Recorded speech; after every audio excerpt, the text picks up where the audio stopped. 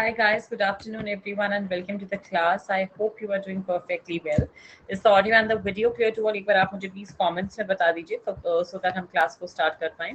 I'm hoping कोई भी lag या echo का issue नहीं आ रहा होगा. Hello Bhavna, hello Abhishek, good afternoon to all of you.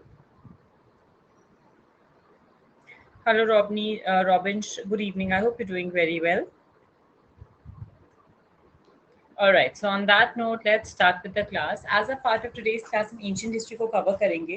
Hello, Santam. Good evening. I hope you're doing very well. Now, there is just one small way जो जिस तरीके से हम इस पूरे syllabus को cover करने वाले हैं. Hello, AK. Good afternoon. I hope you're doing very well.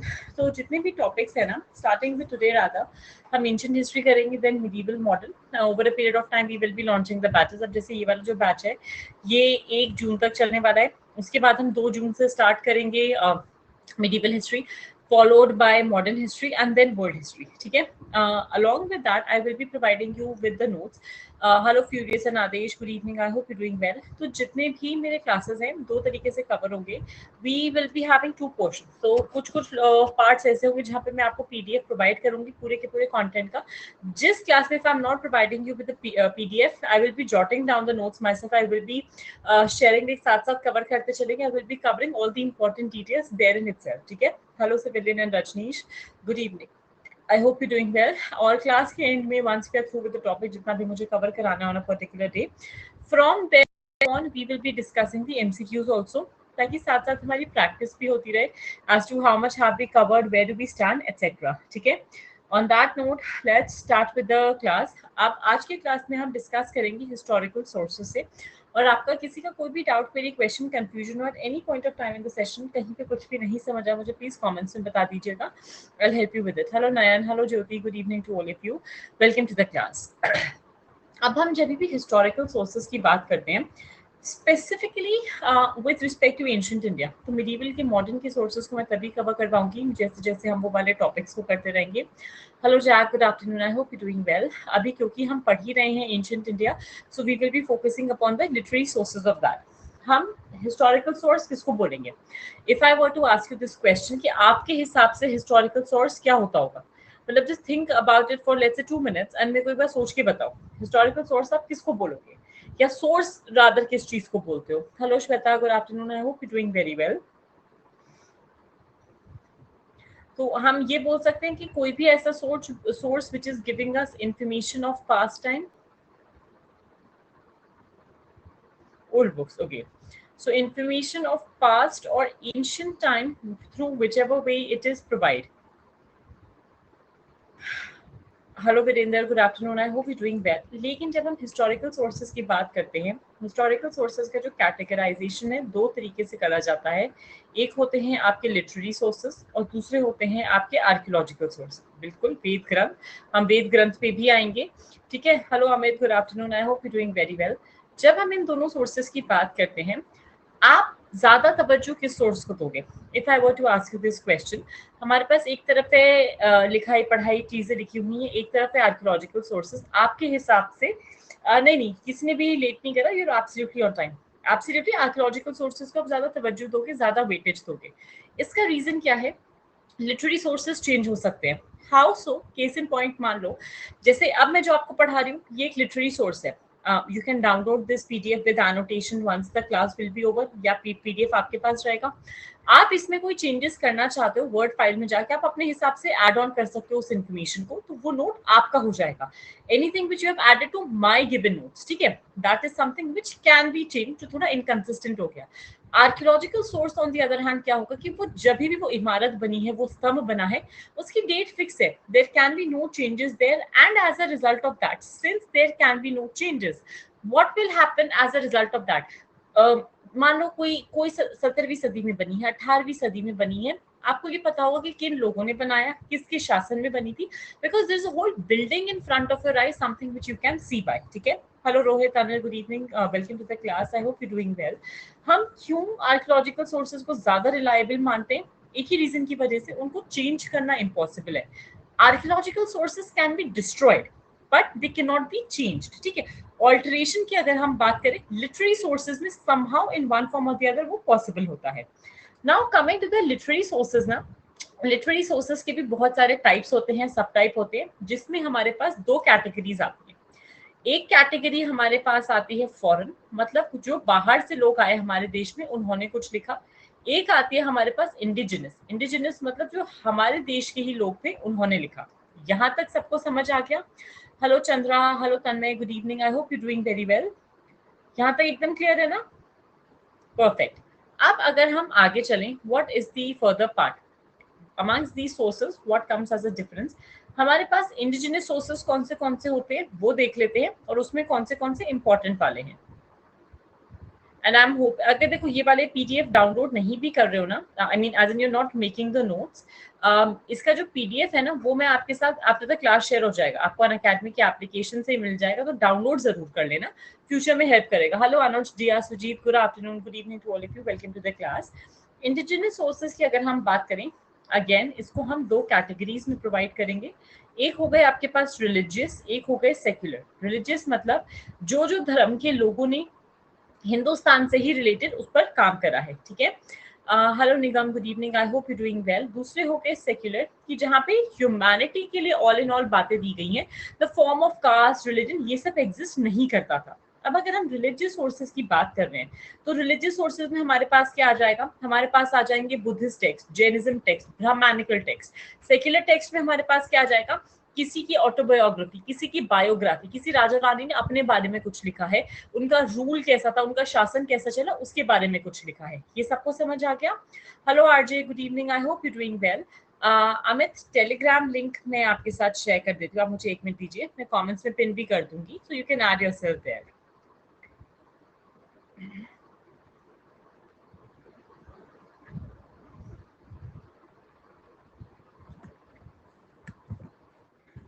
तो कमेंट्स में जो पिन कर दिया ना, वो टेलीग्राम चैनल है, इस पे आपको ये नोट्स भी मिल जाएंगे।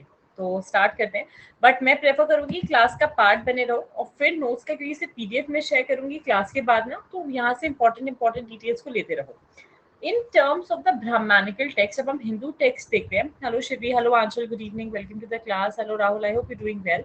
इंडिजिनस सोर्सेज, और हम ये नहीं बोल सकते कि इंडिजिनस सोर्सेज ज्यादा रिलायबल हैं या फॉरेन सोर्सेज। देखो फर्क क्या होता है, जो भी फॉरेनर आएगा ना, वो उसी चीज की तारीफ करेगा जो उसने देखा, but again that is one man's opinion. Indigenous source मतलब जो यहीं के लोगों ने जो जिन टेक्स्ट को लिखा, जिन किताबों को लिखा। इन टर्म्स ऑफ द सोर्सेज ज्यादा रिलायबल होते हैं आपके आर्कियोलॉजिकल सोर्सेज, क्योंकि इंडिजिनस सोर्सेज आपकी लिटरेरी सोर्स का ही पार्ट है, हम उनको समहाउ सेमी रिलायबल मान देते हैं। अब अगर हम बात करें रिलीजियस टेक्स्ट में, हमारा कैटेगराइजेशन अब आएगा ब्राह्मणिकल टेक्स्ट पे। जो जो hello Agrasen, good evening, I hope you doing well. जो भी हमारे हिंदू या ब्राह्मणिक टेक्स्ट थे, तो कोई मुझे बता सकता है, थोड़ा सुना हो कभी ब्राह्मणिक टेक्स्ट एंशिएंट इंडिया के कौन से हो सकते हैं? Any idea, anything that comes to your head when you think about it? इसका हम डिवीजन करते हैं श्रुति टेक्स्ट में और स्मृति टेक्स्ट में।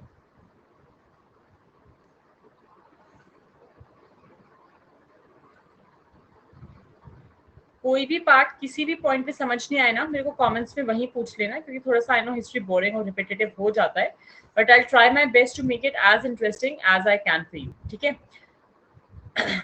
अमित, क्या चीज समझ नहीं आ रही, मतलब स्पेसिफिक पार्ट क्या है जो नहीं समझ आ रहा, पहले वो पूछो, I will help you with that. Santhan, if you feel like noting, note down कर लो, नहीं करना तो भी चलेगा। अच्छा तो गाइस, ऐसे चलो, for all the people who have joined the class now, जो थोड़ा लेट हो गए हो, okay I will help you. 2 minute रुक जाओ, मैं एक बार समझा देती हूँ कि क्या क्या दिक्कतें हैं। तो देखो, हम लोग पढ़ रहे हैं हिस्टोरिकल सोर्सेज। जितना भी आपका जनरल अवेयरनेस का सिलेबस है ना, मैं वो कवर कराने वाली हूँ थ्रू आउट टिल अक्टूबर। अक्टूबर में एग्जाम है, अगले 4 महीनों में राधा, मई, जून, जुलाई, अगस्त, मैक्सिमम सितंबर मान लो, तब तक मैं आपका पूरा का पूरा जनरल अवेयरनेस का सिलेबस कवर कराऊंगी। किस तरीके से करवाने वाली हूँ मैं वो भी बता रही हूँ। तो we will start with history, जिसमें जैसे एंशिएंट स्टार्ट हुआ है आज से, 1 जून तक एंशिएंट चलेगा, 2 जून से मिडीवल, फिर मॉडर्न, फिर world history, followed by geography, Indian polity, Indian economy, science and tech and the current affairs, ठीक है। हर क्लास में हम लोग एमसीक्यू क्वेश्चंस भी करेंगे which would be relevant to the topic, ताकि आप लोगों की प्रैक्टिस भी होती रहे, समवॉट ऑन द लाइंस जो आपसे एसएससी में पूछे जा सकते हैं। अब देयर विल बी क्लासेस जहाँ पे मैं आपको पीडीएफ ऑलरेडी प्रोवाइड करूंगी बना बनाया, जहाँ पे पीडीएफ अवेलेबल नहीं होगा I will be jotting down all the important points in a simpler manner ताकि आपको समझ आ जाए। तो ये तो हो गया कि भाई कोर्स कैसे कवर करना है। कमिंग टू टुडेज क्लास, हम लोग आज क्या पढ़ रहे हैं? हम पढ़ रहे हैं historical sources of ancient Indian history. कि एंशिएंट हिस्ट्री की जब हम बात करते हैं, कौन सी किताबें, कौन से वेद पुराण थे जिनसे हमें पता लगा कि हमारे कोई पूर्वज थे। ठीक है, चलिए on that note class start करते हैं। अब अगर हम श्रुति टेक्स्ट की बात करेंगे, श्रुति और स्मृति में क्या डिफरेंस आता है और इनको याद करने का क्या तरीका होता है? श्रुति टेक्स्ट मतलब वो टेक्स्ट जो बहुत पुराना था। ठीक है, स्मृति, स्मृति को याद करने का क्या तरीका है? स्मृति ईरानी से याद कर लो कि अभी जिंदा है वो, तो काफी नई सी होगी, तो स्मृति टेक्स्ट वो जो नया सा टेक्स्ट हो गया, that is the easiest way to remember. ठीक है, क्योंकि अगर मैं कोई और डेफिनेशन दूंगी तो भूल जाओगे। श्रुति को, श्रुति टेक्स्ट की जब हम बात करते हैं, हमारे पास इसमें आते हैं वेद या संहिता। अच्छा, श्रुति टेक्स्ट को एक और तरीके से याद कर देते हो। अगर हम कभी भी बात करते हैं श्रुति टेक्स्ट का मतलब जो अपौरुष्य है। अपौरुष्य क्या होता है? अपौरुष्य का मतलब जो कि मनुष्य ने नहीं लिखा। ठीक है, on the other hand Smriti text जो है ये रिटन टेक्स्ट है जो कि मनुष्य ने लिखा है। दिस इज समथिंग जो हमको बताया गया था। अगर हम भगवान में विश्वास रखते हैं, ब्राह्मण ट्रेडिशंस में विश्वास रखते हैं, तो किसी ने, किसी ज्ञान प्राप्ति वाले व्यक्ति ने ये बताया और किसी ने उसको लिखना शुरू कर दिया। Smriti text on the other hand would be जो प्रॉपर हैंड रिटन होता है, जो किसी ने सोच के लिखा है। ठीक है, सो हाँ, तो भगवान की जो शब्द है उसको श्रुति मान सकते हो। स्मृति मतलब हम स्मृति किसकी करते हैं? स्मृति का मतलब याद होता है ना, तो किसकी स्मृति करते हैं? भगवान की करते हैं। दैट वुड मीन कि हमने किसी को सोच के कुछ लिखा है। इजीएस्ट तरीका याद करने का जो मैंने स्मृति ईरानी वाले एग्जाम्पल से बताया। ठीक है, अच्छा I speak slow Amit, so sorry. Veda Samhita इसमें आ गए। उसके बाद हमारे पास आते हैं ब्राह्मणा। आपको, आप मेरी क्लास को रादर 1x में करके, आप ना स्पीड स्लो करके देखना, वो मेरे साथ थोड़ी दिक्कत है। तो आप मेरी रिकॉर्डेड क्लास को स्लो करके देखना, वो मेरे साथ बहुत लोग कंप्लेन करते हैं, even in the UPSC classes which I take, तो वो स्लो करके ही देखते हैं। अरनख्या, जितने जितने नोट्स मैं प्रोवाइड कर रही हूँ अमित, मोर देन सफिशिएंट होंगे। टू द टॉपिक नोट्स बनाएंगे, उसके बियॉन्ड हम लोग नहीं जाएंगे, ताकि जितना क्वेश्चन पूछा जाए उस पर फोकस करो, क्योंकि आपके पास आपका कोर सब्जेक्ट अपने आप में कवर करने के लिए होगा, तो इतनी मेहनत नहीं कर पाओगे कि पूरा टाइम बैठ के सिर्फ इसी को पढ़ते रहो। ठीक है, इसके बाद हमारे पास स्मृति में आता है वेदांग। सेकेंड चीज जो हमारे पास आती है इसमें वो होती है पुराण, और हमारी एपिक्स। एपिक्स कौन सी? रामायण और महाभारत का। ठीक है, तो मैं एपिक्स भी लिख देती हूँ। अब एक एक करके हम श्रुति टेक्स्ट और स्मृति टेक्स्ट का पढ़ना शुरू करेंगे। कौन सा कब आया, किस तरीके से आया, किस किस रीजन की वजह से इनको कंपोज किया गया। अब सबको समझ आ गया? रॉबिन्स, मैं ये डाउनलोड करके आपके साथ टेलीग्राम ग्रुप पे शेयर कर दूंगी पीडीएफ, जो ऊपर टेलीग्राम चैनल आपको दिख रहा है उस पे। अदरवाइज क्योंकि आप प्लस स्टूडेंट्स हो, जब ये क्लास खत्म हो जाएगा, जैसे हम 5:30 तक ये क्लास खत्म हो जाएगा, आप 7 7:30 के अराउंड एक बार चेक करना। यूजली 2-3 घंटे में ना व्हाट एन अकेडमी डज, इस क्लास का पूरा पीडीएफ आपको मिल जाएगा, so you can download from there easily. यहाँ तक एकदम क्लियर है? यहाँ तक कोई डाउट तो नहीं है किसी को? अब जब हम वेदों की बात करते हैं, 5:30, 5:30, ठीक है। भावना, आई हैव हैंड रिटन नहीं है बच्चे, I have the type notes, जो पीडीएफ वगैरह बनाते, जिस टॉपिक के नहीं है उसका ये हैंड रिटन ही तो पढ़ा रही हूँ आपको।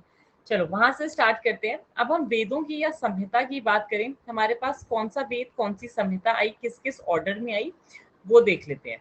Starting with the first one, हमारे पास आया ऋग्वेद, और ऋग्वेद को हम सबसे पुराना वेद बोलते हैं। किस तरीके से पुराना वेद बोलते हैं? ये आया 1500 बीसी से 1000 बीसी के बीच में। मतलब आप इसको later Indus valley civilization period का पार्ट मान सकते हो, जहां पे जो हमारा सप्त सिंधु रीजन है ये वहां पे आया। ठीक है, उसके बाद अगले पार्ट पर अगर हम आए, फिर हमारे पास आया यजुर्वेद, सामवेद और अथर्ववेद। यहाँ तक किसी को कोई डाउट है? पहले इतना बता दो। So starting with the next one,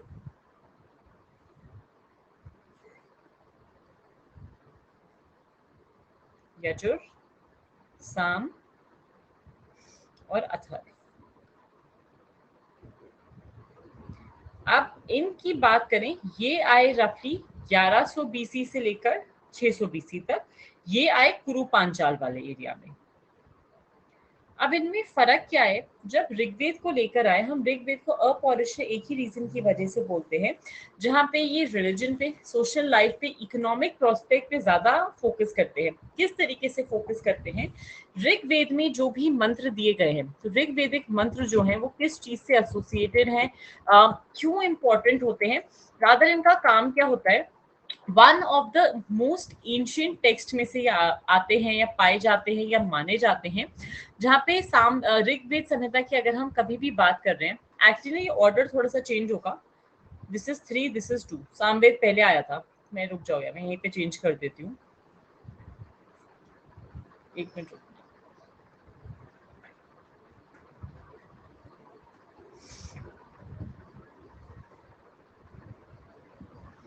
किस तरीके से चेंजेस आए in the part as we are talking about, ठीक है। ऋग्वेद में किसी भी पूजा को करने के लिए कुछ मंत्र दिए गए, किसी भी भगवान का आह्वान करने के लिए कोई ना कोई मंत्र दिए गए, ठीक है। जब हम साम, यजुर और अथर्ववेद की बात करते हैं, सामवेद में जो ऋग्वेद है उसकी मेलेडी दी गई, जैसे गायत्री मंत्र है, तो गायत्री मंत्र आपको अगर ऋग्वेद में मिलेगा, गायत्री मंत्र का उच्चारण कैसे होना चाहिए, किस टोन में बोला जाना चाहिए, वो सामवेद से आया। यजुर्वेद और अथर्ववेद जो आए थे वो किस रीजन की वजह से आए, ताकि डे टू डे जो रिचुअल्स है उसमें हम लोग कुछ हमें पता लग पाए। यजुर्वेद का स्पेसिफिक काम था फिलोसफी से रिलेटेड, अथर्ववेद का काम था जो रोज की दिनचर्या होते हैं, कोई बीमार है तब क्या पूजा पाठ कर सकते हो, या ऑन अ डेली बेसिस क्या रिचुअल्स को आप फॉलो कर सकते हो। Is that clear to all of you? Any doubt, query, question, confusion? हाँ या ना, पहले इतना बता दो।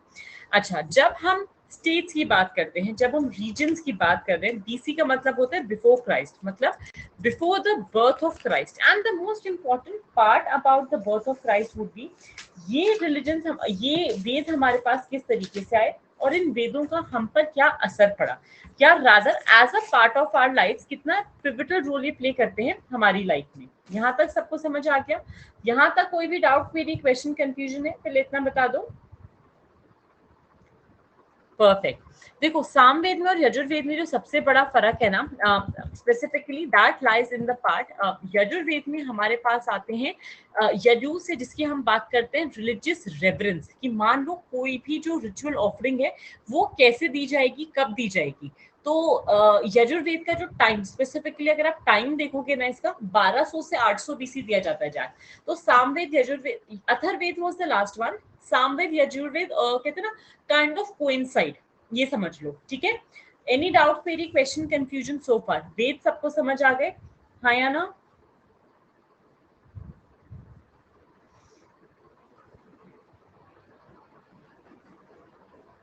परफेक्ट। अब वेदों के बाद दो चीजें और आती हैं, एक आते हैं, अभिषेक कौन सा पार्ट रिपीट करना है? वेदों के बाद दो चीजें और आती हैं, एक होती है अरण्यक्या और एक होती है हमारे पास, अगर हम कभी भी बात करें, उपनिषद। तो अरण्यक्या में और उपनिषद में फर्क क्या है? अरण्यक्या हमको मतलब बताता है वेदों का, कि जो भी वैदिक टेक्स्ट है उसका क्या मतलब है, उसमें क्या चीज दी गई है, उसकी क्या परिभाषा है, फिलॉसफी क्या है किसी भी वेद के पीछे की, ठीक है। उस चीज को हम बोलते हैं अरण्यक्या। उपनिषद क्या होता है? The commentary on that particular Veda. वेदों का महत्व ये है अमित, हम कभी भी वेदों की बात करते हैं तो रिलीजियस, सोशल और इकोनॉमिक लाइफ पे वेद फोकस करेंगे। जैसे 1500 से 1000 बीसी के टाइम से, रादर टिल 600 बीसी जब वेद लिखे गए ना, वेदों ने सोसाइटी को इस तरीके से डिवाइड कर दिया था, जहाँ पे ब्राह्मण सबसे टॉप पे आए, followed by Kshatriya, followed by the Vaishyas, और इसके नीचे कैटेगराइजेशन आया शूद्रों का। जब तक वेद नहीं थे तो हमारे पास ना दो तरीके के डिवीजन होते थे, ये वाला एक तरफ, ये एक तरफ। ये होते थे हमारे आर्यंस, ये, और शूद्रा होते थे हमारे नॉन आर्यंस, जो कि दास, स्लेव एटसेट्रा होते थे। लेकिन जब से वेदों ने ये डिवीजन करा ब्राह्मण, क्षत्रिय, वैश्य और शूद्रा का, as a result of that within the society of India, धर्म के बेसिस पे, जात की बेसिस पे जो डिवीजन होने लगे वो शुरू हो गए। जब हम बात करते हैं वैदिक डिवीजन की, तो जो आर्यन और नॉन आर्यन डिवीजन था वो कलर के बेसिस पे होता था। आर्यन कौन थे? अगर हम बात कर रहे हैं in the simplest of terms, वो लोग जो बाहर से आए थे, जिनकी स्किन का कलर गोरा था, शूद्रास या नॉन आर्यंस कौन थे? जो हमारे देश के ही लोग रहते थे, नहीं, not royal blood, royal blood तो वो हिटलर के दिमाग में था। हमारे हिसाब से हम आर्यन किसको बोलते हैं? जो बाहर से लोग आए थे जिनका स्किन का कलर साफ था। अगर कोई भी नेटिव इंडियन है उसके स्किन का कलर डार्क होगा, क्यों? क्योंकि हमारा देश एक ट्रॉपिकल नेशन है as a result of that. ठीक है, यहाँ तक सबको क्लियर हो गया? Any doubt, query, question, confusion so far? पहले इतना बता दीजिए मेरे को। ठीक है, परफेक्ट। अब जैसे जैसे वेद फॉर्म होने लगे ना, वेदों की वजह से सोसाइटी में डिवीजन आया ब्राह्मण, क्षत्रिय, वैश्य, शूद्र का। पहले जो वैदिक डिवीजन होता था ये होता था कर्म के बेसिस पे। तो ब्राह्मणों का काम क्या होता था? नॉलेज को प्रोवाइड करना। ब्राह्मणों का काम पूजा पाठ करना, शादी ब्याह कराना, श्राद्धों में खाना खाना, ये सब नहीं होता था। ब्राह्मणों का काम होता था वेदों को समझाना, स्प्रेडिंग नॉलेज, एग्जैक्टली लोगों को ये बताना कि क्यों हमको एक साथ रहना चाहिए, क्या इंपॉर्टेंस है, क्या रेलेवेंस है। एनी नॉलेजेबल पर्सन, उसको ब्राह्मण बोला जाता था। ब्राह्मण का बेटा ब्राह्मण हो ये जरूरी नहीं होता था पहले, क्षत्रिय का बेटा क्षत्रिय हो ये जरूरी नहीं होता था पहले। क्षत्रिय वो लोग होते थे जो वॉरियर क्लैन होते थे, जो अपने ट्राइब की, अपने ग्रुप की, अपने गुट की रक्षा करते थे। वैश्य वो लोग होते थे जो लोग ट्रेड करते थे, जो खाना वाना बनाते थे, जो बिजनेसमैन होते थे, जो कि इंश्योर करते थे कि आपको सारी रोजमर्रा की चीजें मिल रही है, आपको कपड़ा मिल रहा है, आपको खाना मिल रहा है, आपको साबुन मिल रहा है, आपको सुरमा मिल रहा है, कुछ भी जो भी आपके कहते हैं उस टाइम जरूरत की चीजें होती थी। शूद्रा वो लोग होते थे जो कि हमेशा से ऑस्ट्रेसाइज किए जाते थे by the three section, by, as we are talking about all of them, by the Brahmins, by the Kshatriyas, by the Vaishyas. ठीक है, शूद्रास की जब हम बात करते हैं तो ये स्लेवरी सिस्टम कब स्टार्ट हुआ? लेटर वैदिक पीरियड में।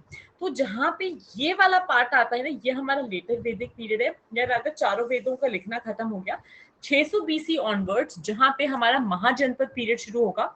और आप मान लो कि हजार मतलब 800 बीसी से लेके और हमारा उसके बाद फ्रॉम 800 बीसी ये डिवीजन शुरू हो गया। ठीक है, अभी तक क्या हो रहा था? ये तो जो ब्राह्मण, क्षत्रिय, वैश्य, शूद्रा का जो डिवीजन हुआ, all of that was on the basis of just one simple thing. And what was that simple thing? कि भाई आप किस तरीके से प्रॉस्पर करना चाहते हो। आपके, अगर आप ब्राह्मण और आप ब्रेव हो, आप क्षत्रिय बन सकते हो। आप क्षत्रिय हो के नॉलेजेबल हो, आप ब्राह्मण बन सकते हो। लेकिन अभी तक हमारी जो सोसाइटी थी ना, वो, उसके पास इकोनॉमी नहीं थी, उसके पास पैसा नहीं था। जब पैसा नहीं होता तो लोगों के मन में लालच नहीं होता। धीरे धीरे लोगों ने जैसे जैसे टेरिटरी गेन करना शुरू करा, लड़ाइयां कर शुरू करी, उनके पास पैसा आता गया, उनके पास स्लेव्स आते गए। From there upon society degrade होती गई। कैसे डिग्रेड होती गई? ऋग वैदिक सोसाइटी जब थी, जब हम ब्राह्मण, क्षत्रिय और वैश्य का डिवीजन करते थे just on the basis of work, कर्म के बेसिस पे, तब उस टाइम पे जो सभा समितियां होती थी, ट्राइबल गैदरिंग्स होती थी, वहां पे औरतों को बैठने की भी परमिशन होती थी। Over a period of time औरतों का बैठना बंद कर दिया गया, औरतों की सजेशंस लेनी बंद कर दी गई, हमारी सोसाइटी पेट्रियार्कल होती गई। Along with that what happened, जैसे जैसे ब्राह्मणों के पास पैसा आया, उनको क्या लगा, ये पैसा मैं किसी और को नहीं दूंगा क्योंकि ये मुझे मेरी नॉलेज से मिला है। तो उनको अहम या अहंकार आ गया। Due to that what happened, एक रिजिडिटी आ गई। जैसे ब्राह्मण भी, सारे के सारे ब्राह्मण एक जैसे नहीं होते। उड़ीसा के, बिहार के, केरला के, कर्नाटका के, यूपी के, हर रीजन के जो ब्राह्मण है सबके अपने अपने अलग ट्रेडिशंस होते हैं, अपनी अपनी प्रैक्टिसेस होती हैं। और फिर ब्राह्मणिज्म में भी देयर आर कैटेगराइजेशन कि भाई आप कौन से कुल को बिलोंग करते हो, क्या हो। ये सबको समझ आ गया? यहाँ तक किसी को कोई भी डाउट, मेरी क्वेश्चन, कंफ्यूजन है, हाँ या ना?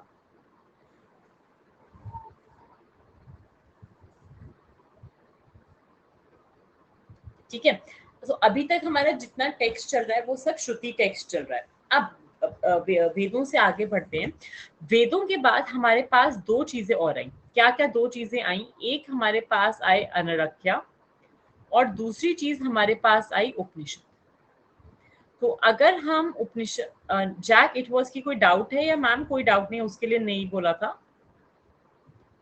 अब जब हम अरण्यका की बात करते हैं, अरण्यका क्या होता है? ये वो सेक्शन है वेदों के जो बाद में ऐड किए गए, जहां पे इनका सिर्फ एक काम था, ये बताना किसी भी रिचुअल सैक्रिफाइस का मतलब क्या होता है। तो 7 तरीके के अरण्यका होते हैं जो ये बताते हैं what is the meaning of a ritual, like अ वैदिक सैक्रिफाइस, और meaning of a ritual.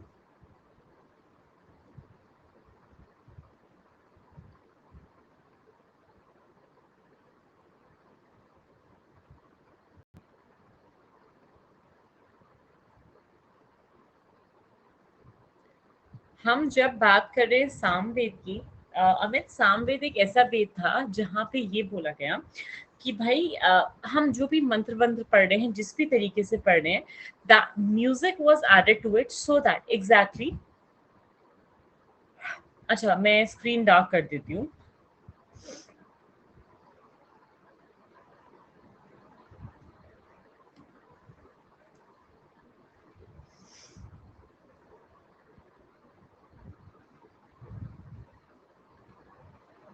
Dark mode ही है मेरे एंड से। आई थिंक आप एक बार चेक करो, लाइट मोड तो ये वाला है, this is the dark mode. So हम डार्क मोड में ही हैं।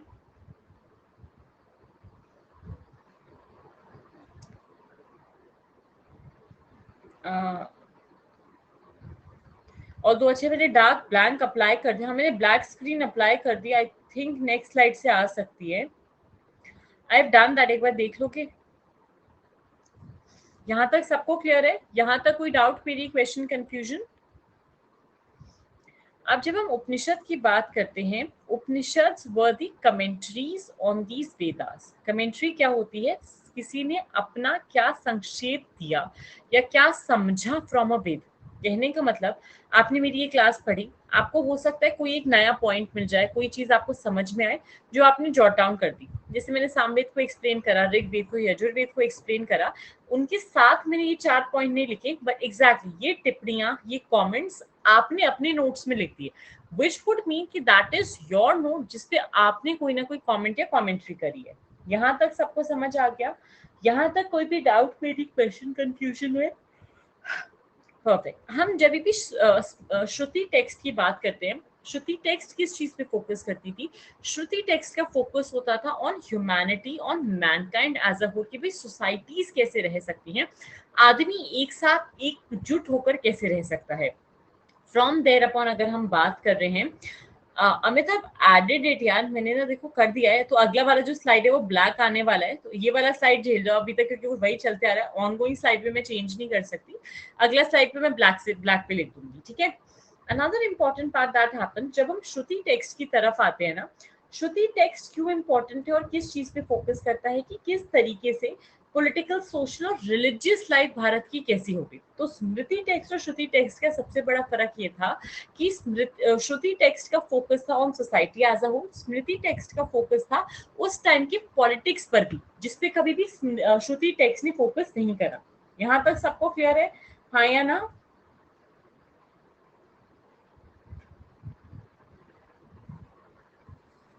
परफेक्ट। अब हम मैं उस पर भी लिख रही हूँ अभी, रुक जाओ सिविलियन। यहाँ पे अगर हम टेक्स्ट पर आते तो जैसे हमारी स्मृति टेक्स्ट,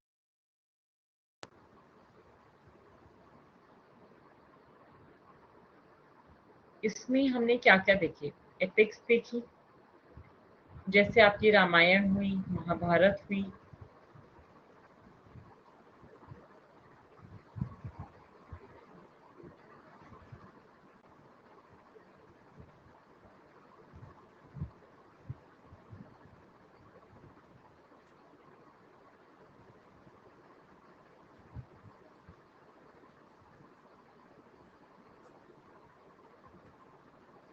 महाभारत, भगवत गीता इसका ही तो पार्ट है, एपिक्स का पार्ट आएगा वो, ठीक है। अमित, उपनिषद का मतलब कमेंट्री ऑन एनीथिंग। स्टार्टिंग ये क्लास आया था यूट्यूब पे सिविलियन, जहाँ पे मैंने इंट्रोड्यूस करवाया था कि हम क्या क्या और कैसे कैसे इस कोर्स को कवर करने वाले हैं। Bible again would be epic. यहाँ तक सबको समझ में आ गया? यहाँ तक किसी को कोई भी डाउट, क्वेरी, क्वेश्चन, कंफ्यूजन है? परफेक्ट। अब जब हम पुराणों की बात करते हैं, पुराणों के दो पार्ट्स आते हैं। पहला पार्ट आएगा आपके किसी भी पुराण का, जिसको हम बोलते हैं सर्ग, मतलब यूनिवर्स का क्रिएशन कैसे हुआ, ये उस चीज पे फोकस करेगा। सेकेंड चीज की अगर हम बात करते हैं, in the simplest of terms that comes as Pratisarga, recreation. मतलब एक बार बना, फिर डिस्ट्रॉय हो गया, फिर उसको रिक्रिएट किया गया, ठीक है। फिर अगर हम तीसरी बात करें, तीसरा जो इम्पोर्टेंट पार्ट आता है पुराण का, दैट कम्स इन वामसा, मतलब जहाँ पे जो भी सेजेस थे, जो भी हमारे ऋषि मुनि थे, उन्होंने क्या क्या सीख दी हमको, किस पार्ट में रह के। फिर आता है मानवतार, मानवतार की अगर हम बात कर रहे हैं, मतलब जो मनु ने शिक्षा दी थी कि आप इस तरीके से अपना जीवन का उद्योग करें, आप इस तरीके से रहें। और फाइनली आता है वंशानुचरितम, जहाँ पे जो एंशियंट डायनेस्टीज हैं उनके बारे में लिखा जाता है। ठीक है, यहाँ तक किसी को कोई डाउट है?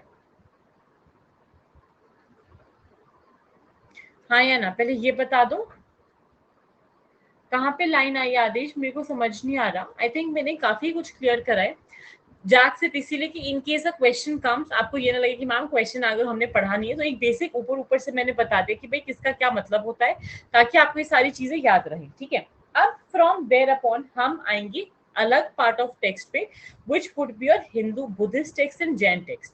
तो अभी तो हम इंडियन टेक्स्ट पे ही फोकस कर रहे हैं, जो इंडिजिनस टेक्स्ट है उसका भी रिलीजियस वाले पार्ट पे चल रहे हैं, अभी हम सेक्युलर वाले पे नहीं आए हैं। ठीक है, ये क्लियर हो गया। क्रॉस लाइन गाइस, कहीं पे क्रॉस लाइन आई है क्या? मेरे को स्लाइड में दिख नहीं रहा है।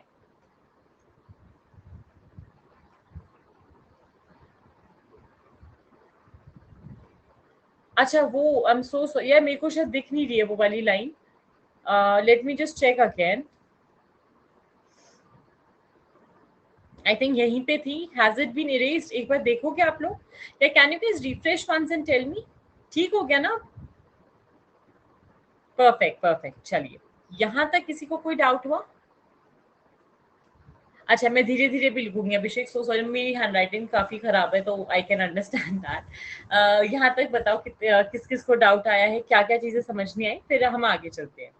तो अभी तक ये समझ आ गया हम इंडिजिनस के रिलीजियस टेक्स्ट कर रहे हैं, जिसमें से हमने से ब्राह्मणिकल टेक्स्ट खत्म करे, ब्राह्मणों के टेक्स्ट। अब हम आएंगे जो हमारे बुद्धिस्ट और जैनिज्म टेक्स्ट है। तो जब भी हम हिस्ट्री पढ़ते हैं, तो सबसे पहला क्वेश्चन जो किसी के भी दिमाग में आएगा वो क्या आता है? अमित, मैं सबसे लास्ट में डाउट ले लूं, इज इट ओके? क्योंकि फिर पूरा क्लास डिस्टर्ब होगा, तो जितने भी हैंड रेज वाले डाउट है सबसे आखिरी में ले लूंगी। अच्छा, मैं थोड़ा धीरे लिखूंगी। Alright, coming to this particular part, what is the correct way for that? अगर हम कभी भी बात करें, एक सिंपल सा तरीका होता है। हमारे जितने भी बुद्धिस्ट जैन टेक्स्ट होते हैं, उन बुद्धिस्ट और जैन टेक्स्ट को हम लोग कंसिडर करते हैं एज अ हिस्टोरिकल टेक्स्ट। अब भाई हमारी सोसाइटी जब फॉर्म होके आई ना, तो ब्राह्मणिज्म हैज या Hinduism has been one of the oldest religions that we have known. लेकिन दिक्कत क्या आई, जैसे जैसे हमारे देश में इन्वेजन होने लगी, जब मैं देश की बात कर रही हूँ, आई एम मीनिंग दी अफगानिस्तान पाकिस्तान वाला पार्ट भी। ये वो पार्ट था जब हमारे देश का विभाजन नहीं हुआ था, पार्टीशन नहीं हुआ था। The concept of India in itself did not exist. ठीक है, हम ट्राइबल लोग थे, हम समहाउ सेटल होने लगे। इसी टाइम के पास जब हमारी पहली सोसाइटीज फॉर्म हुई, अलेक्जेंडर का, जो सेंट्रल एशिया से लोग आए, उन सबके इन्वेजन हुए। जैसे जैसे ये इन्वेजन होते गए, इन्होंने हमारी सोसाइटी को समझा, ये रहे हमारी सोसाइटी में, और इन्होंने इस चीज पे काम करा कि यार हिंदुइज्म ना बहुत डिफिकल्ट रिलीजन है। क्यों डिफिकल्ट है? बहुत सारे नियम हैं, कायदे हैं, कानून है जो आपको फॉलो करने हैं, बहुत सारे रिचुअल्स हैं, सैक्रिफाइसेस हैं, और शायद ये सब हमसे नहीं हो पाएगा। As a result of that हम या तो बुद्धिज्म अपनाएंगे या जैनिज्म अपनाएंगे, पहला चीज।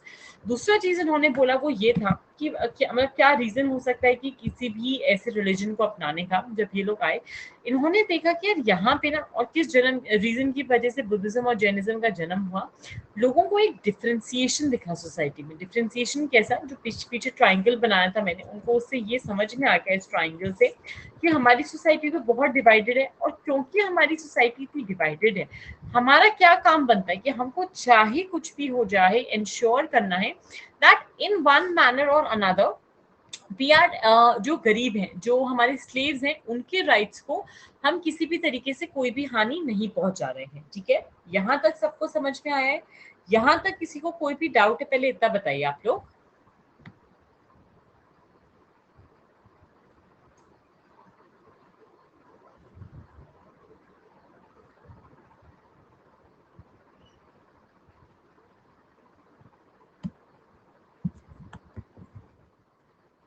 चलो एक क्वेश्चन करते हैं, देखते हैं how many of you will try to have it.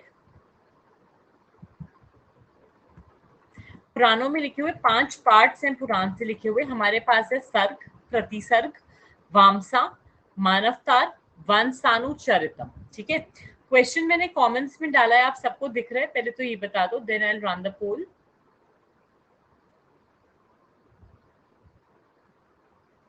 Perfect, here it comes. आप लोग आंसर कीजिएगा। मैं 150 सेकेंड के लिए रन कर रही हूँ ताकि ध्यान से पढ़ के इसको आंसर कर पाए, फिर हम आगे चलेंगे।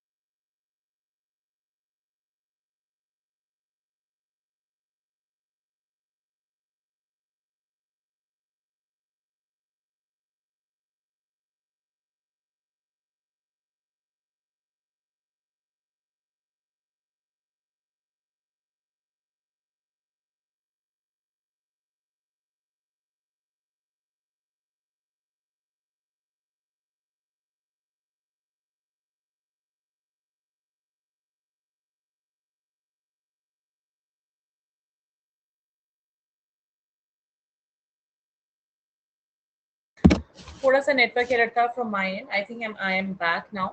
Can you please tell me? नहीं नहीं, 90 मिनट्स का क्लास है। थोड़ा सा ना शायद नेटवर्क में दिक्कत आ गई थी। I just had to refigure with my network. अभी भी दिक्कत आ रही है भाई। अभी ऑडियो वीडियो वॉइस सब आ रहा है ना?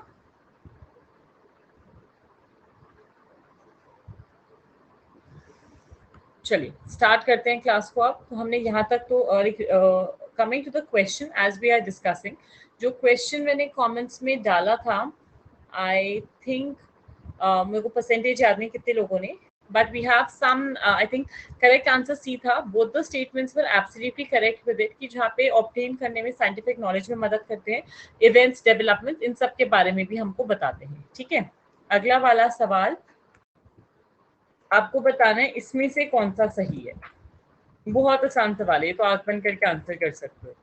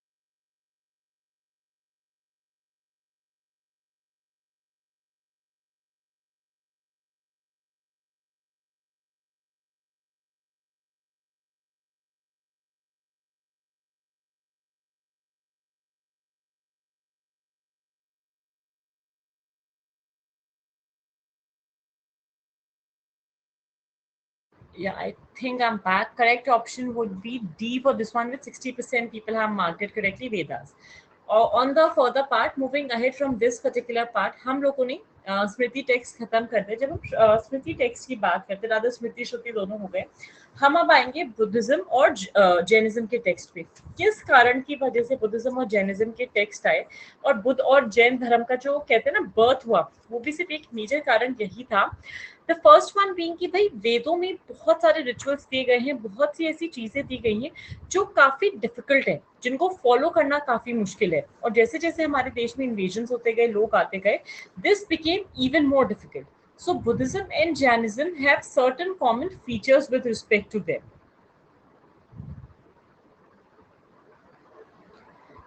ये वाले नोट्स में तभी तो बोल रही हूँ पीडीएफ मिल जाएगा ना आपको इजीली.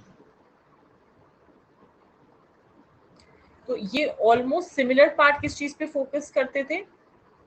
नो टू वेदास या against the Vedas, no to rituals. Jainism specially था नो टू कास्टिसिज्म.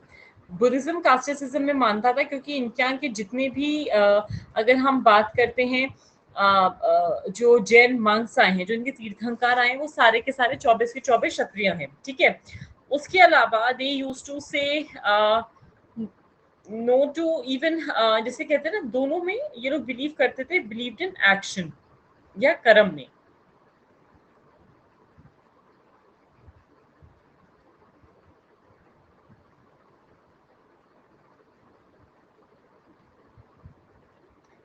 और उसी कर्म की वजह से जो भी आपका धर्म है वो आपको निभाना पड़ेगा. ठीक है. Is that clear? Any doubt, मेरी क्वेश्चन, कंफ्यूजन सो फार? लेकिन जब हम ये सारी बातें कर रहे हैं तो जैनिज्म और बुद्धिज्म में भी there were certain sideline. Sideline कैसे? बुद्धिज्म के भी कुछ कुछ टेक्स्ट है, जैनिज्म के भी ऑन द कॉन्ट्री कुछ कुछ टेक्स्ट है.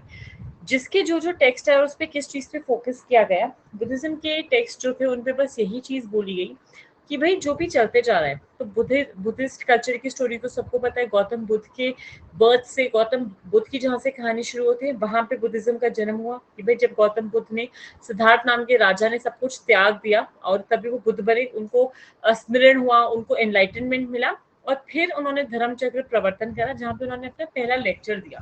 तो जब उन्होंने अपना पहला लेक्चर दिया, थ्रू दैट फर्स्ट लेक्चर 5 लोगों को उन्होंने एज ए टीचर को लेक्चर दिया. From there upon started all the preachings. वहां पे जैसे जैसे लोग आते गए, बढ़ते गए, लोगों को भी समझ में आने लगा कि क्या बोल रहे हैं, कैसी बातें कर रहे हैं. तो बुद्धिज्म लिटरेचर को हम 2 तरीके के टेक्स्ट में डिवाइड करते हैं.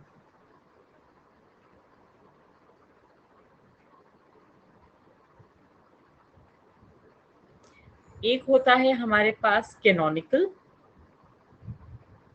एक होता है हमारे पास नॉन कैनोनिकल.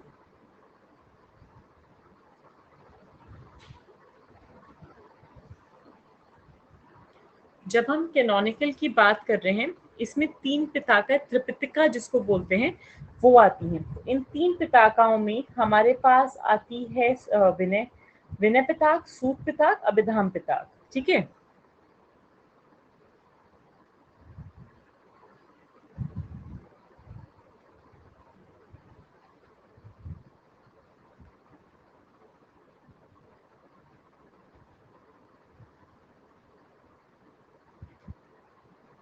ये एकदम क्लियर है सबको? अभी त्रिपिटिका क्या होती है? A basket of certain messages, certain goods, certain text. ठीक है. किस तरीके से ये बास्केट काम में आती है या इसका रादर क्या सिग्निफिकेंस है अगर हम बात कर रहे हैं in the simple parts. Amit, कुछ पार्ट मैंने अपना भी ऐड करा है क्योंकि कोई भी किताब इतनी सफिशिएंट नहीं है. There have been certain questions previously भी जो पूछे गए हैं, तो ये कुछ कुछ चीजें मैं आपको ऐड ऑन बता रही हूँ. ठीक है. तो इसीलिए just follow these notes also, ताकि आपको काफी मदद मिलती रहेगी with respect to the syllabus and everything. Abhidham, ABHIDHAM, Abhidham Pitaka. ठीक है. तो सूत पिताका में होते हैं बुद्ध के अपने वचन, बुद्ध की अपनी वाणी. पहले दोनों जो थे, ये फर्स्ट बुद्धिस्ट काउंसिल में आए थे. ये वाला आया था थर्ड बुद्धिस्ट काउंसिल में. ठीक है. फर्स्ट और थर्ड बुद्धिस्ट काउंसिल में अलग अलग राजा थे, अलग अलग चीजों का डिस्कशन किया गया. जब मैं बुद्धिज्म पढ़ाऊंगी वहां पे ये समझ जाओगे. इन दिस पर्टिकुलर पार्ट जब भी हम सूत पिताका की बात करते हैं, ये थे बुद्ध के अपने वचन। अपने वचन कौन से होते हैं, अगर हम कभी भी बात करें, अभी जैसे मान लो जो भी चीजें मैं बोल रही हूँ ये मेरे अपने वचन है, this is the thoughts which are coming to my head which I am putting down on paper. तो एग्जैक्टली तो बुद्ध ने जो भी टीचिंग्स करी उसको हम सूत पिताका में लिख लिया गया। विनय पिटक में आए rules and regulations for the monks and nuns of Buddhist order. जो भी बुद्धिस्ट बौद्ध धर्म का मंक बनना चाहता है, नन बनना चाहती है, उनको अपनी लाइफ की अगर हम बात करें तो उनको अपनी लाइफ एक सर्टन तरीके से जीनी पड़ेगी, उनको अपनी लाइफ में certain rules and regulations follow करने पड़ेंगे। That was Vinaya Pitaka. अभिधाम पिताक आया जहां पे on the daily basis commentary की जाती थी बुद्ध के वचन पे। मान लो किसी ने बुद्ध के टीचिंग्स को पढ़ा, उस टीचिंग पे उन्होंने अपना एडिशन कर दिया, जैसे कि उपनिषद में होता था। यहाँ तक सबको समझ आ गया? यहाँ तक कोई भी डाउट, क्वेरी, क्वेश्चन, कंफ्यूजन है तो पहले इतना बता दो। तो किस तरीके से एक स्कोलास्टिक मैनर में कोई भी मंक और नन अपना जीवन जी सकते हैं, वो भी आप अभिधाम पिताक में पा सकते हो। फ्रॉम देयर अपॉन अगर हम बात करते हैं नॉन कैनोनिकल टेक्स्ट की, नॉन कैनोनिकल टेक्स्ट का मतलब जो किसी राजा वाजा ने लिखे हो, जैसे हमारे पास आए मिलिंद पन्हु।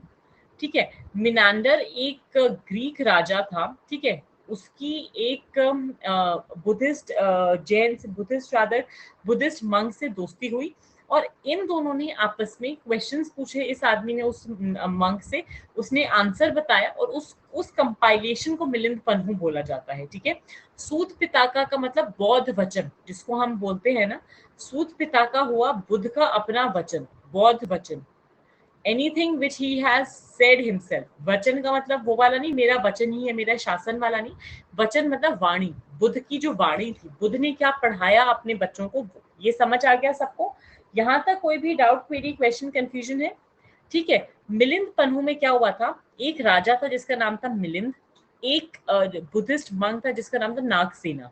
तो इस राजा ने, मिलिंद या मिनांडर, ये ग्रीक राजा था, इसने नागसेना से कुछ सवाल जवाब करे। इनकी ये जो कॉन्वर्सेशन है वो इस किताब में आई जिसका नाम है मिलिंद पन्हु। ठीक है, उसके बाद हमारे पास और जो बुद्धिस्ट टेक्स्ट आते गए, इसमें हमारे पास आई महावंशा और दीपवंशा,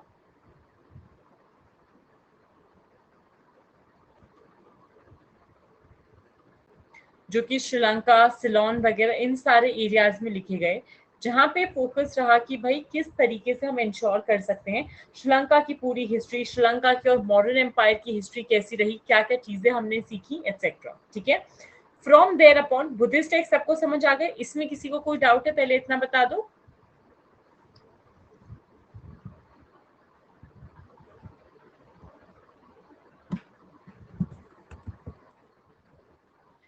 चलो एक क्वेश्चन करते हैं, ये देखते हैं कितने लोग आंसर करते हैं, फिर हम आगे चलेंगे। जैक, नई मैम था कि मैम डाउट है, या कि मैम कुछ समझ नहीं आ रहा, मतलब किस चीज के लिए था वो इतना रोने वाला इमोजी के साथ?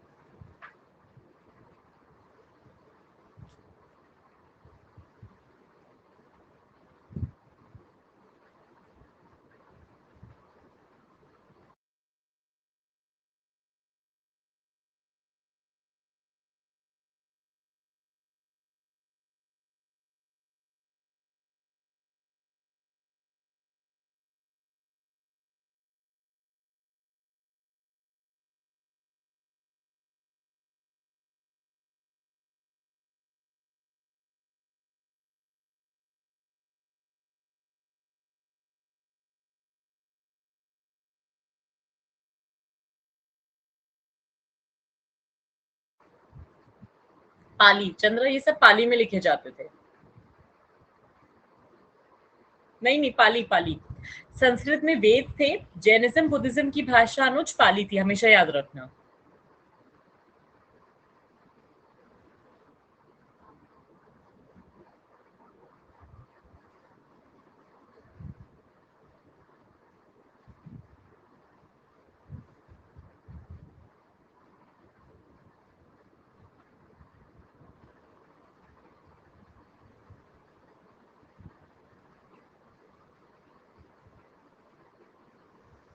करेक्ट ऑप्शन इस पर्टिकुलर क्वेश्चन का है सी, जो शायद 21% लोगों ने आंसर करा है। ठीक है, coming to the part, Abhidhamma है, ABHIDHAM। अभिधाम पिताक में होता था कि जो भी बुद्धिस्ट की कमेंट्री है ना, बुद्धा की कमेंट्री, उस पर किसी ने कुछ लिखा है, बुद्ध के वचन के ऊपर किसी ने ये बताया कि अच्छा इसका मतलब क्या है, उसका सारांश निकाला, उसका कहते हैं ना त्रिपिटिका। त्रिपिटिका लिखी किसी और लोगों ने थी, जैसे बुद्ध के मरने के बाद जो उनके फॉलोअर्स थे ना, तो सूत पिताका उन लोगों ने लिखी, बुद्ध ने उनको पढ़ाया। विनय पिताक वो जो जैन बुद्धिस्ट मंक बना था, उसमें लिखी गई थी। और अभिधाम पिताक अगेन की, जहाँ पे ये चीजें ऐड की गई कि किसने क्या क्या समझा। यहाँ तक सबको क्लियर है? Exactly the philosophical orientation. Any doubt, query, question, confusion so far? Perfect. Then we come to Jainism and the Jain text. तो हम कभी भी जैन टेक्स्ट की बात करते हैं, जैनिज्म में जो सबसे इंपॉर्टेंट टेक्स्ट आता है, अगेन उसको हम अगम बोलते हैं।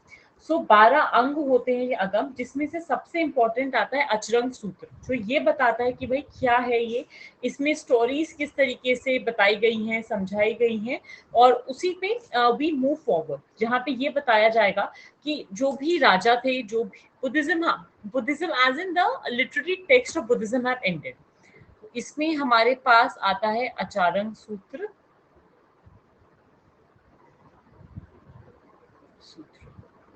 ठीक है, now as we are discussing further, इसके क्या क्या इंपॉर्टेंट पार्ट्स आते हैं, कौन से इंपॉर्टेंट इवेंट्स थे वो भी देखते हैं। हम जब बुद्धिज्म टेक्स्ट की बात करते हैं, बुद्धिज्म टेक्स्ट में मोर और लेस डिस्कशंस होते हैं on the action. Buddhism Jainism text में जो फोकस किया जाता है वो किस चीज पे किया जाएगा कि how the life of people penetrated, change, कैसे कैसे बेटर होती गई over a period of time, उसमें क्या क्या चेंजेस आते गए, and from there upon how did people react, मतलब लोगों ने क्या चीज समझी, लोगों को या जो भी इनके जो त्रिरत्ना, जो कहते हैं ना जैन त्रिरत्ना है, या जो जैन वे ऑफ लाइफ है, उसको कैसे जिया जाएगा। ठीक है, अच्छा मैं थोड़ा थोड़ा बड़ा लिख दूंगी अभिषेक, नेक्स्ट स्लाइड से जो जो चीजें ऐड करनी होगी वो मैं बड़ा लिख दूंगी। तो यहाँ पे हमारे श्रुति टेक्स्ट भी खत्म होते हैं, ये सबको समझ आ गया?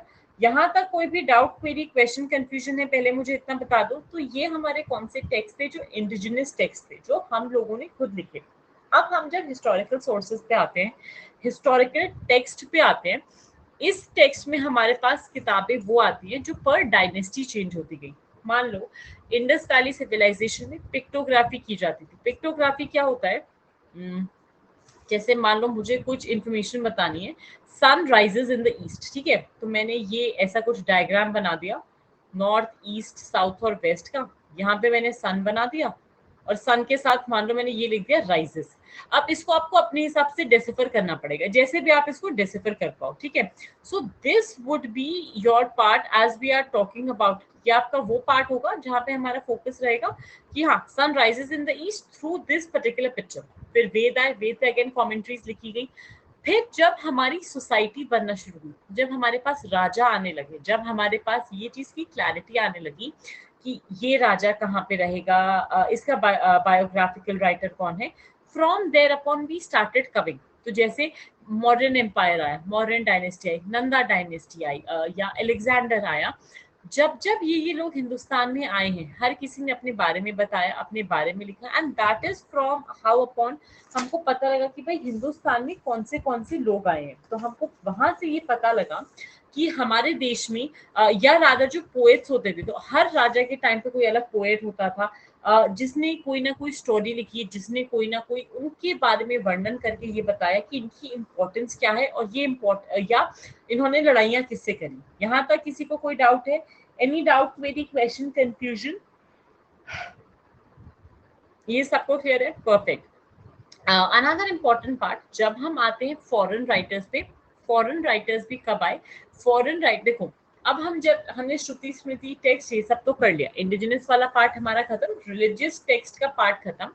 अब हमारा जो पार्ट रह जाता है वो आता है हमारे जो फॉरेन टेक्स्ट थे, ठीक है, फॉरेन टेक्स्ट या सेक्युलर टेक्स्ट, और सेक्युलर टेक्स्ट का भी इंडिजिनस और फॉरेन पार्ट। तो इसमें हमारे पास सेक्युलर वाले में कौन से इवेंट्स है, कौन सी चीजें आती हैं, अगर हम फोकस कर रहे हैं, वी हैव राइटिंग्स ऑफ, अगर हम बात कर रहे हैं मेगास्थनीज, उसने क्या लिखा, हमारे पास राइटिंग्स आ जाएंगी जैसे ह्यून सांग की, हमारे पास राइटिंग आ गई हेरोडोटस की, हमारे पास राइटिंग आ गई पुटोलमी की, हमारे पास इंडिका आ गई, exactly the books of all the people who have been writing it over a period of time. हमारे पास प्लाइनी का काम आ गया, पुटोलमी का काम आ गया, all the people who have worked in a certain manner, जिससे हमको ये समझ आए कि ये कभी या तो हिंदुस्तान आए थे या हिंदुस्तान से कोई ट्रेड करते थे जिस वजह से दे न्यू अबाउट अस, या फिर अगर हम बात करें अल बरूनी ने कुछ लिखा हो, या जैसे हमारे पास अब्दुल रज़ाक है, उन्होंने कुछ लिखा हो, इब्न बतूता ने कुछ लिखा हो। Is that clear to all of you? Any doubt, query, question, confusion so far? ये सबको समझ आ गया, हाँ या ना? पहले इतना बता दो, ठीक है। अच्छा, सेकंड पार्ट जो हमारा आता है इसमें, वो आता है हमारा आर्कियोलॉजिकल सोर्सेज में। जब हम आर्कियोलॉजिकल सोर्सेज की बात करते हैं, आर्कियोलॉजिकल सोर्सेज में अगेन दो पार्ट्स आते हैं, जहां पे हमारे पास आते हैं इंस्क्रिप्शन, सॉरी तीन पार्ट्स, इंस्क्रिप्शन, कॉइन्स और मॉन्यूमेंट। अब इंस्क्रिप्शन, कॉइन्स और मॉन्यूमेंट्स क्योंकि अपने आप में एक बहुत बड़ा टॉपिक हो जाएगा, उसको हम जैसे जैसे एक एक डायनेस्टी करते जाएंगे ना, उसके साथ साथ पढ़ते जाएंगे। ये समझ आ गया सबको? सो आर्कियोलॉजिकल टेक्स्ट का थ्री वे कैटेगराइजेशन होता है। हमारे पास आते हैं कॉइन्स, इंस्क्रिप्शन। इंस्क्रिप्शन क्या होता है? जो पत्थर के ऊपर कुछ नहीं लिखा जाता, जैसे किसी भी फेमस स्थान पे, जगह पर घूमने जाओ, वहां पे एक प्लैक या पत्थर लगाया हुआ होता है और उस पे लिखा जाता है कि ये पत्थर कब लगाया गया था, एग्जैक्टली जो शिलालेख बोलते हैं, एग्जैक्टली, ठीक है। कॉइन्स की, कॉइन के पीछे लिखा जाता है, जैसे आजकल के कॉइन के पीछे क्या लिखा जाएगा, आरबीआई का जो गवर्नर होगा या फाइनेंस मिनिस्ट्री से कुछ ना कुछ, और एक वो जो कॉइन मेज बना देंगे, वीट बना देंगे, कुछ भी ऐसा। मॉन्यूमेंट क्या हो गया? जितने भी हमारे फेमस टेम्पल्स हो गए, हमारे मॉस्क हो गए, ये सारी चीजें, ठीक है। अब हम जब भी इन टेक्स्ट की बात करते हैं, इनका रेलेवेंस कहाँ से आता है, और इससे रिलेटेड कुछ कुछ क्वेश्चन अब मैं प्रैक्टिस कराऊंगी, ताकि हमको एक क्लैरिटी मिल जाए कि हाँ किसके टाइम पे क्या आया, कैसे आया, ठीक है। So let's try one of these things, एक just for a guess part मैं बोलूंगी, फिर उससे थोड़ी और क्लैरिटी मिल जाएगी।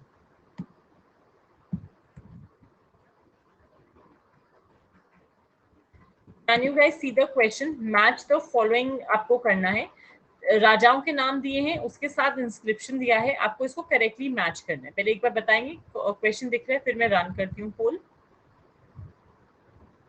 दिख रहा है ना सबको? Perfect, here it comes.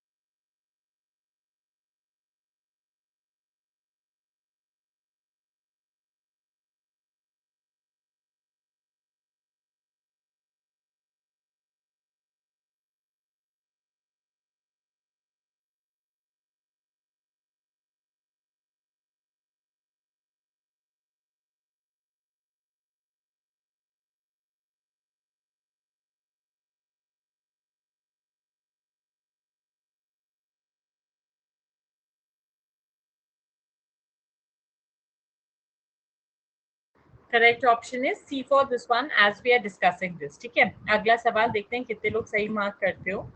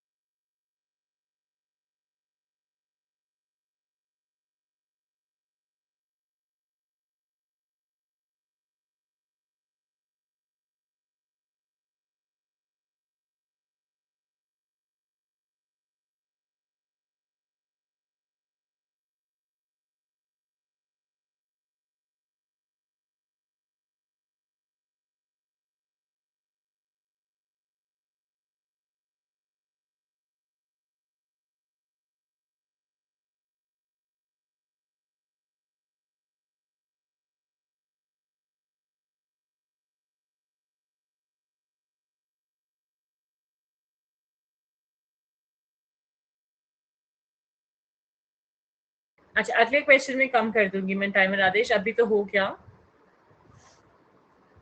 Done done, अगले में मैं कम कर दूंगी.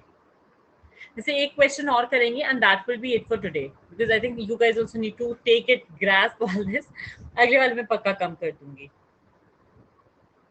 I make it 60 seconds. 150 की जगह मैं 60 सेकंड कर दूंगी. आई थिंक वो सफिशिएंट रहेगा. But do revise this part. कोई भी डाउट है मेरे से पूछ लेना. ठीक है.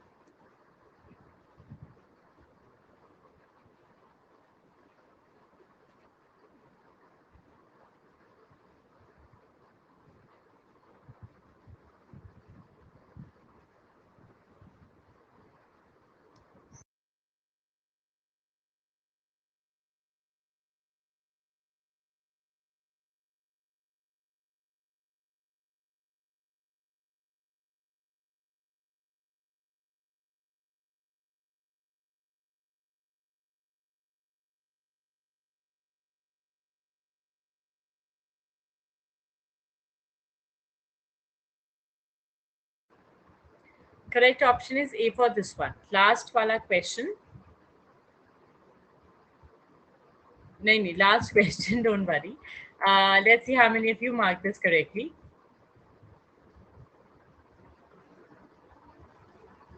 ओह सो सॉरी, ये भी गलती से 150 सेकंड पे रन हो गया टाइमर. मैं इसको 60 सेकंड्स के बाद बंद कर दूंगी. So just answer this one and this will be the last one for today.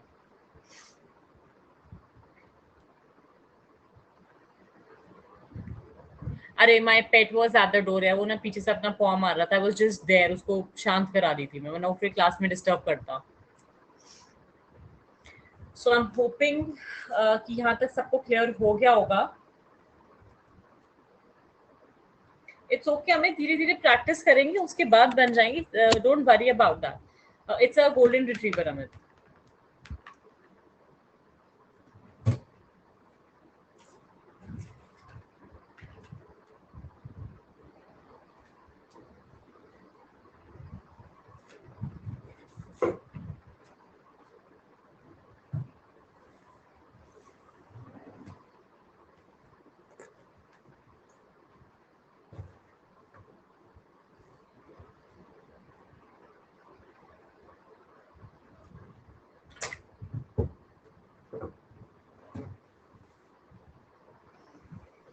So correct वाला इसका, I think I'll end the poll. We've done almost 75 seconds, more than 75 seconds on the poll.